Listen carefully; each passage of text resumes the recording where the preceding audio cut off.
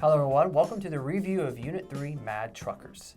And in the preview we talked about this freedom convoy made up of about 15% of the unvaccinated truckers in that nation of Canada, and how they were kind of blocking the nation's capital's streets and highways, and even an international one between the US and Canada, and how big of an issue that is. And the government hasn't found a good solution to move them, get rid of them, that kind of thing. And well, over time, even more people started supporting them, and these other groups started joining them and protesting, and it became a little more aggressive, a little more violent. Not to the point of violence of really hurting people, but things got pretty heated in some cases. And one of the, unfortunately, these unsavory groups that joined was the neo-Nazi group.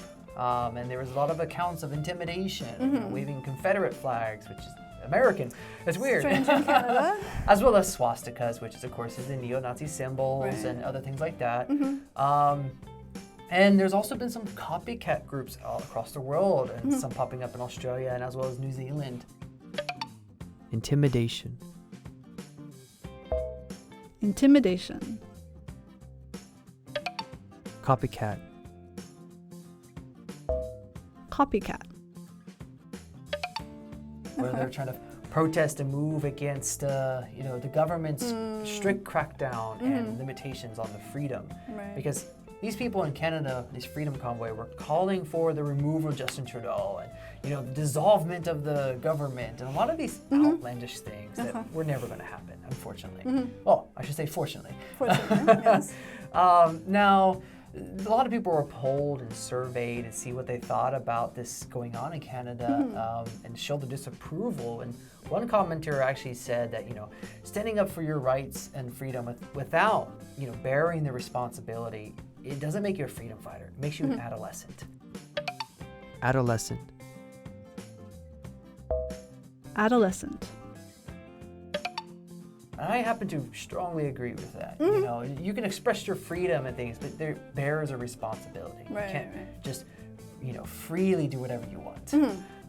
Now, with that in mind, I wanted to ask about, well, this context is America now, since our country is America. Do you think that police handle protesters well in America?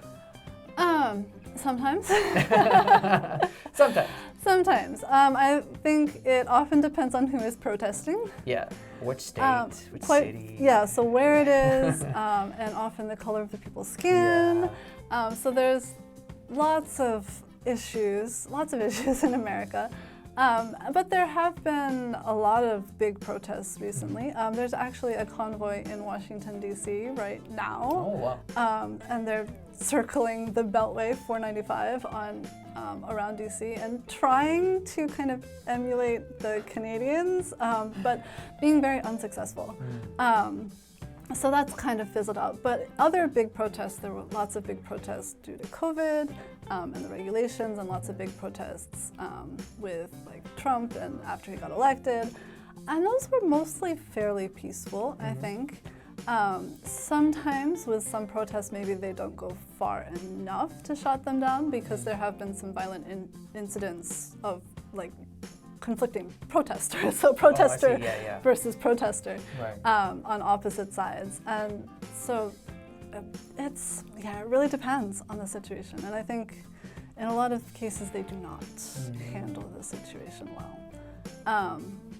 What do you think? Well, I think it kind of falls to the side of they don't handle them that well. Maybe. I'm not going to say terribly, because there's been a lot of protests that have been pretty well and smooth, pretty peaceful. But it seems to be the ones that are anti-police or a criminal situation and a police killing or violence. Those protests make the news more, and they seem very aggressive in their response. They try to quell that uprising quickly.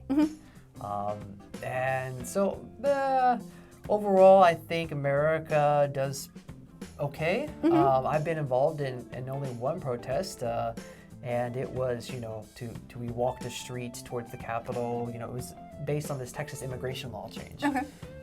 And totally the entire time was peaceful. I even talked to some of the police. Everything was great. They understood we were there. Some of them supported it, but they just had to be there to monitor and do their job. Protect people. Right. So, yeah, I think these truckers need to be moved because they're impacting the economy. You know, and you know, and once that happened to America, America pressured Canada, I think.